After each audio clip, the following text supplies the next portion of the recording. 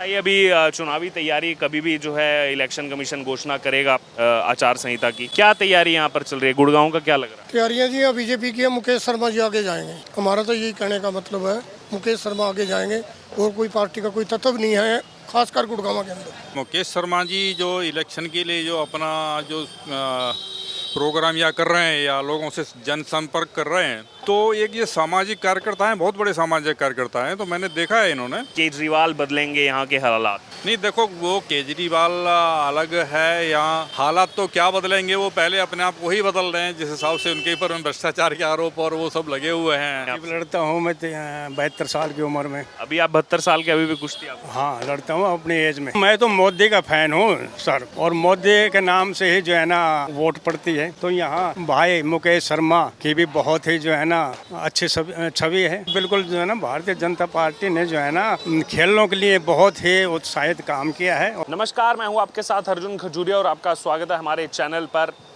हरियाणा में अगर बात की जाए तो चुनावों का शिगुफा जो है वो कुछ ही देर में बजने वाला है। और इससे पहले आपको बता दें, इलेक्शन कमीशन ने जम्मू कश्मीर के चुनाव को लेकर के बड़ा अपडेट दिया है। वहाँ पर भी चुनाव जो है वो 30 सितंबर से पहले जो गाइडलाइन थी वहाँ पर भी शुरू होंगे। और उसके साथ ही साथ अब जो बाकी जगह पर चुनाव हैं, हरियाणा, महाराष्ट्र, झारखंड, और ये माना जा रहा है कि हरियाणा और महाराष्ट्र में भी साथ में ही चुनाव करवाए जा सकते हैं। किसी भी वक्त जो है वो चुनाव की तारीखों का ऐलान हो सकता है। आपको बता दें 20 अगस्त तक जो है इलेक्शन कमीशन ने समय दिया है जो इलेक्टोरल डेटा है उसको अपडेट करने का, ताकि जो नए मतदाता हैं वो इसमें जुड़ सके।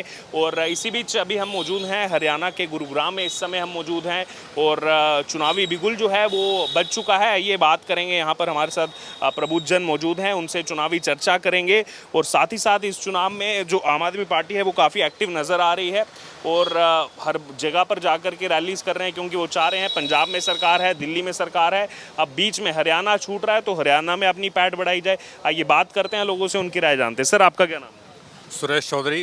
यहीं के रहने वाले? सर हाँ, गुड़गांव के ही रहने वाले हैं जी। सर, सबसे पहले चुनावी समीकरण की अगर बात करें तो हरियाणा में हमेशा से बीजेपी वर्सेस कांग्रेस देखा गया। इस बीच आम आदमी पार्टी जो है वो अपने आप को इन्वॉल्व करने का प्रयास कर रही है। किस हद तक वो जो है आपको लग रहा है कि सफल हो पाए?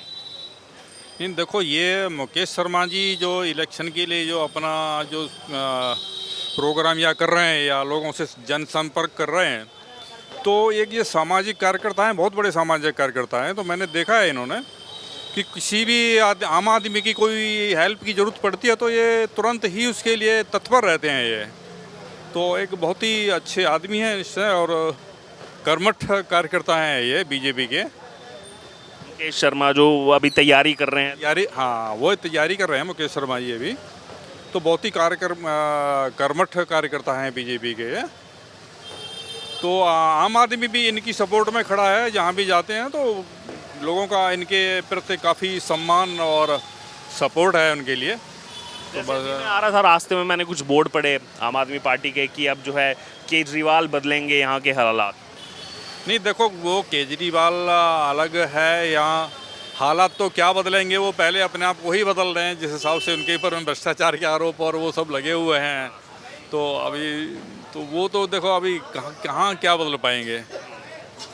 और कांग्रेस भी कॉन्फिडेंट होगी कि लोकसभा चुनावों में नतीजे इस बार जो है 50-50 रहे हैं, तो हम इस बार इस चुनाव में कुछ करें। नहीं, कांग्रेस तो चलो ठीक है, कांग्रेस ऐसा उम्मीद लगाए बैठी है, लेकिन कांग्रेस का इतना सपोर्ट नहीं है आम पब्लिक के। इस गुड़गांव विधानसभा में कांग्रेस का सपोर्ट नहीं है। कांग्रेस के खुद उनके जो इलेक्शन के लिए जो तैयारी करे बैठे हैं, उनके कई आदमी एक साथ वो भी सारे जोड़ लगा रहे हैं उसमें। तो इतने सारे आदमी में तो उनकी वोट सारी बटेंगी इधर से उधर में, तो इतना सपोर्ट नहीं है कांग्रेस का इतना। क्या नाम हुआ आपका? गुरपाल सिंह, यहीं के रहने वाले? गुड़गांव के रहने वाले हैं जी। आप बताइए, अभी चुनावी तैयारी कभी भी जो है इलेक्शन कमीशन घोषणा करेगा आचार संहिता की। क्या तैयारी यहाँ पर चल रही है? गुड़गांव का क्या लग रहा है? तैयारियां जी बीजेपी की है। मुकेश शर्मा जी आगे जाएंगे। हमारा तो यही कहने का मतलब है, मुकेश शर्मा आगे जाएंगे और कोई पार्टी का कोई तत्व नहीं है, खासकर गुड़गांव के अंदर।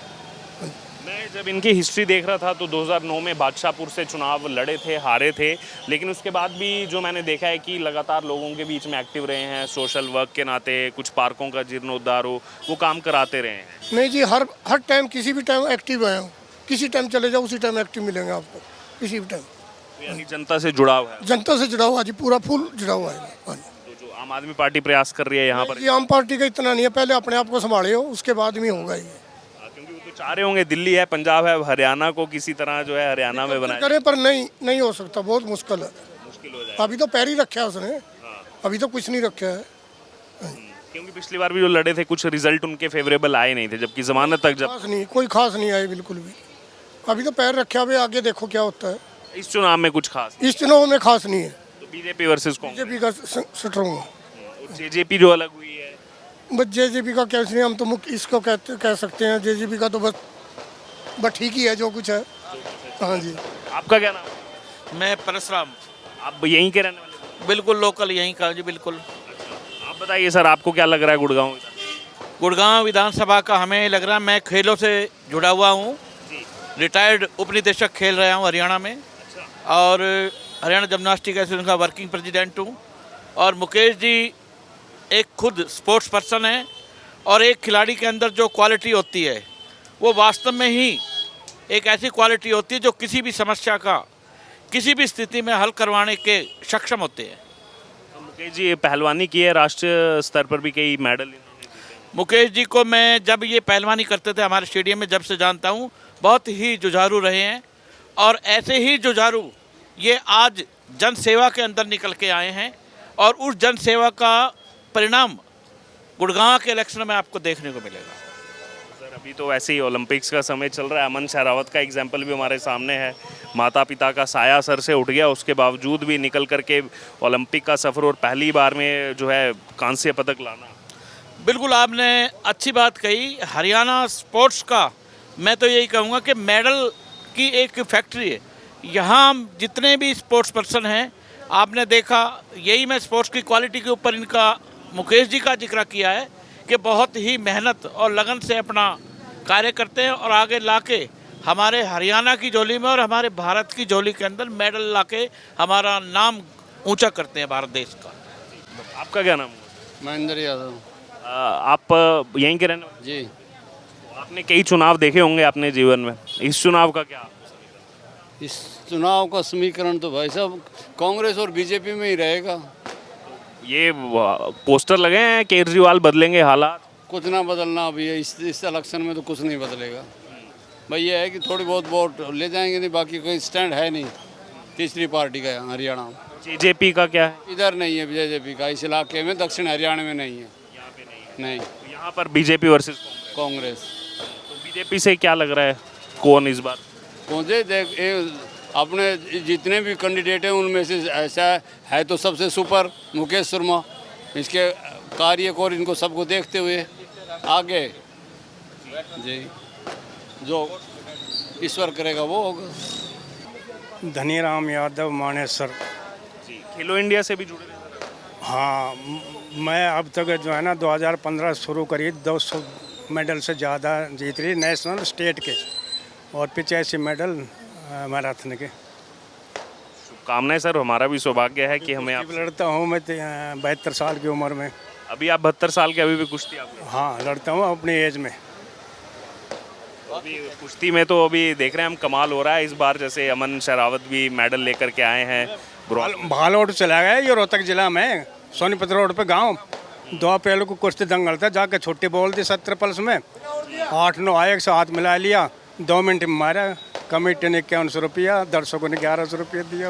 अभी साथ में हरियाणा में चर्चाएं चुनाव की भी तेज हो गई हैं, चुनाव यहाँ पर आ रहा है, तो क्या लग रहा है आपको सर? माहौल देखो, मैं तो मोदी का फ़ैन हूँ सर, और मोदी के नाम से ही जो है ना वोट पड़ती है।